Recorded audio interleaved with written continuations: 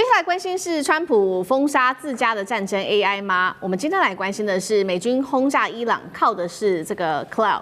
那总统已经下令要封杀 Anthropic， 对于自身的影响到底是什么？我赶快来看到，川普呢，《华尔街日报》的报道，美军在这一次轰炸伊朗的行动当中，其实使用的就是 Cloud 做情报的分析、目标的选择跟战场上面的模拟。但是很讽刺的事情是，在战争爆发的前几个小时，川普才宣布的要制裁研发 Cloud 模型的这间公司 Anthropic， 并且下令了接下来包括战争部在内的联邦政府机关，你们6个月内要逐步淘汰使用这一家公司的产品，并且指控呢 Anthropic 是左翼的疯子，强迫国防部必须要遵守限制服务的条款。好，厉将军又怎么看这场 AI 战争 Anthropic 他扮演的角色？那川普为什么这个时候又要封杀他？我们都知道未来 AI 在战争之中，它的功能是非常大的，所以说，美国战争部已经花了2亿美金跟这些 AI 公司签订合约，希望能够让它的这种 AI 系统能够导入它的战争体系里面。那但是这家 Anthropic 这家公司来讲的话，它有它的道德标准，它有2个条约，它要写进这个书面的条约里面，跟美国战争部签约的时候。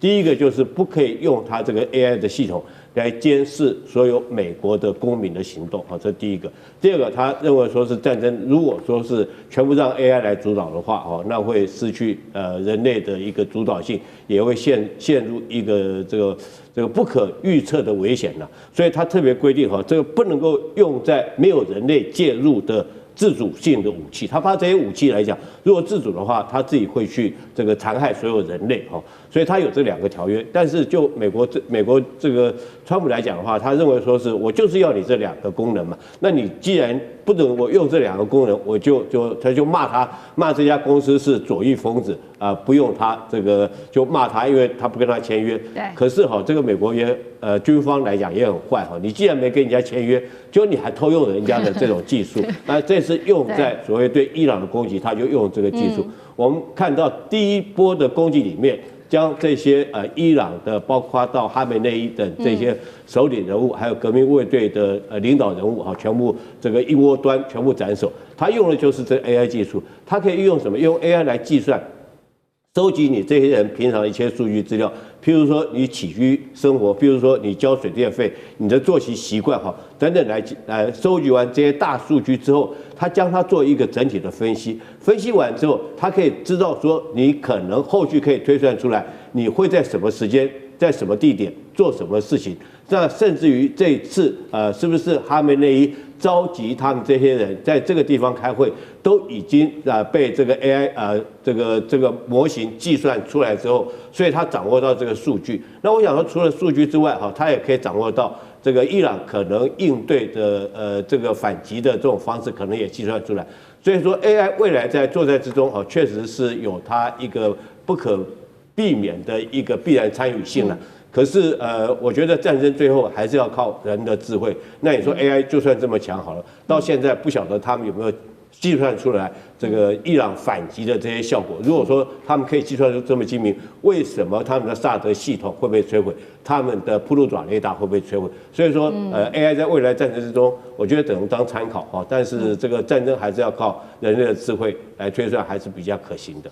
好，如将军帮我们看到，这个川普之所以要这么生气的进 Anthropic， 就是因为他设下了2条红线，那就是刚刚将军特别提到，他设下的道德底线就是不能用于没有人类介入的武器。这个的重要性又是什么？那为什么让川普这么生气？赖老师。这个是美国他最要的就是这2个，其他的不重要，重要的就这2个。第一个就是我要能够有效的监督美国的公民，而且能够有效的监督非美国的公民，为什么要叫非美国的公民？也就是像这个梅克尔就是最明显吧。梅克尔使用美国的数位这个系统，他的脸书还有他的电脑、电话包括苹果电脑苹果电话等。其实都被监控嘛，所以等于是美国要监控全世界，你只要使用我的数位产品、通讯产品，我都要能监控，而你竟然不让我监控，那我怎么可以忍受？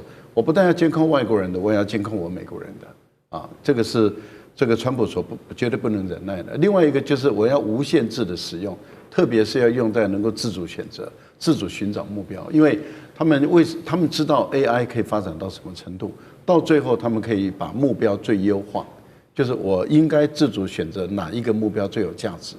然后哪一个目标是最有急迫性，哪一个目标是我必须要去贯穿的，所以我觉得在这个部分里面是国防部，还有就是美国的情报部门他们最想要的。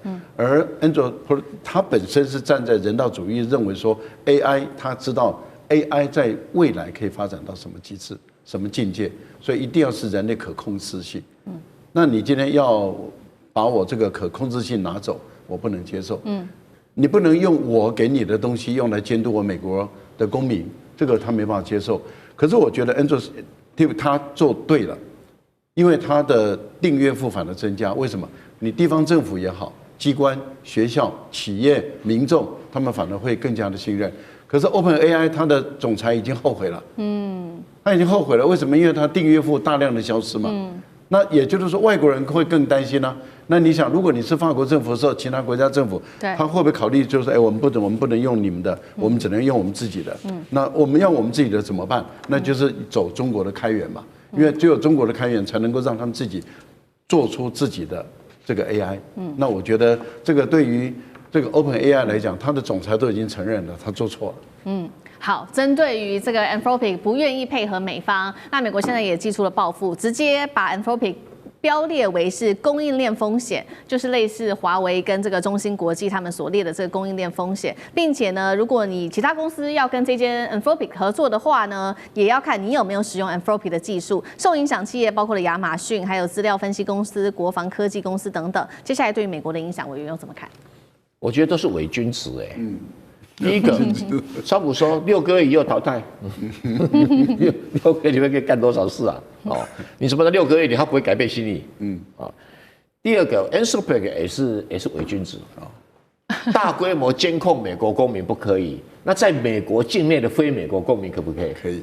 对啊，都不法院可不可以？因为这是有过虚伪，这是伪君子啊！那可不可以监控在美国里面的联合国机构跟所有国家代表人？当然可以，对嘛？对吧？所以这有过虚伪，对不对？还可以监控全台，包括台湾，对不对？很多人都可以监控。可是他是美国公司，我只服务美国人。哎，你这比较虚伪嘛，对不对？他讲了一副那种很高尚道德、高大上一样。那你说没有人类介入的自主武器系统？这一次，以色列的导弹系统就是用 Anthropic。请问你，它几乎是这一次的拦截导弹都不是去年6月份是用人在建北，我要拦截哪一颗？现在这一次全部用 Anthropic啊，那也真的死伤率大幅下降啊。去年总共受伤1000多个人，到今天为止受伤还不到90个人啊。去年死亡将近300个人，今年以色列死亡听说还没到10个人啊。为什么？就是 Anthropic。自动武器系统，今年就是拦截导弹系统全部用 Anthropic 自动控制的。那我请问你，你不是跟以色列不知道收了多少钱啊？所以我是觉得美国那种伪君子一大堆，明明这2个伪君子在演戏，我们这种观众都被骗得哈啦哈啦里边，实在是，哎，我真摇头。你说谁是谁也。管他谁是谁，伪君子，对不对？好，所以我们来看到，那川普的这个封杀令一下之后，有很多的这个支持者就来特别支持 Anthropic。好，那它的这个下载率，也就是它的旗下的 Cloud 下载率，在美国的 App Store 变成了下载率第1名，家用户单月暴增了60%，那市值上看了3800亿美元。最后这场川普跟 Anthropic 的公司对决，老师又怎么看这个结果？我上个月参加一场读书会这个写一个 AI 的，就是叫《Money AI》这本书。那我是做有关于安全方面的，就来了2位真的是 AI 的专家，台湾上市股市的这个负责人。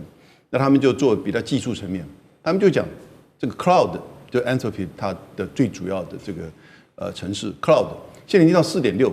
他说在去年5月出来的4.0之后啊，那个 Cloud 已经是几乎没有失误。然后呢，他们现在这个 AI 的企业，反而没有增加能力，在减少能力，因为他用 AI 用 Cloud 来写 AI 程式，所以呢，这个是全世界现在都是这样子的共识。你用到，尤其是在做 AI 研究、AI 撰写的时候 ，Cloud 几乎已经变成必备。那所以其实他的那个 Anthropic 他的创办人叫阿莫迪嘛，阿莫迪他原来是念这个物理纯物理，后来因为父亲的关系过世，所以呢去念生物科技，后来进入到 AI 领域，他一度还去帮百度工作，然后呢进入 OpenAI， 后来又跳出来。